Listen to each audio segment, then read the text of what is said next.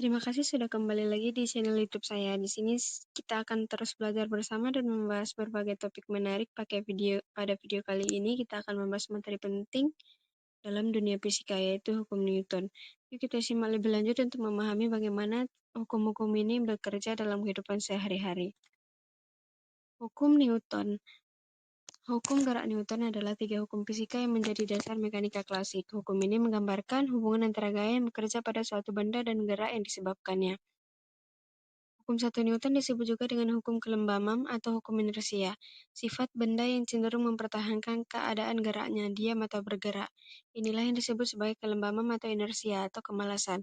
Hukum ini berbunyi sebagai berikut. Jika resultan gaya pada suatu benda sama dengan 0, maka benda yang mula-mula diam akan terus diam, sedangkan benda yang mula-mula bergerak akan terus bergerak dengan kecepatan tetap. Contoh hukum 1 Newton.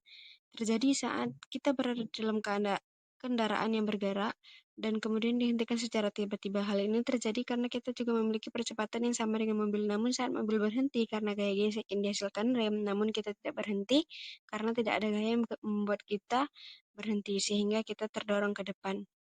Rumus hukum 1 Newton, sigma F sama dengan 0. Jumlah gaya yang bekerja sama dengan 0.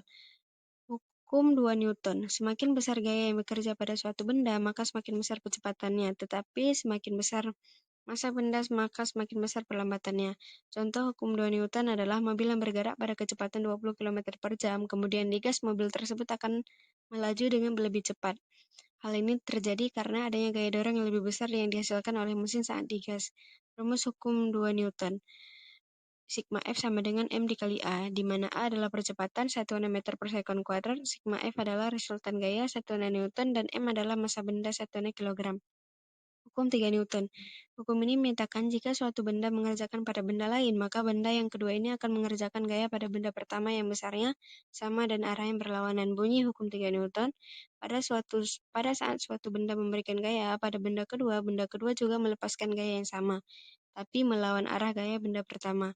Rumus hukum 3 Newton. F aksi sama dengan min F reaksi. Nah, di mana besar aksi sama dengan besar reaksi, tanda negatif menunjukkan arah aksi berlawanan dengan arah reaksi. Terima kasih.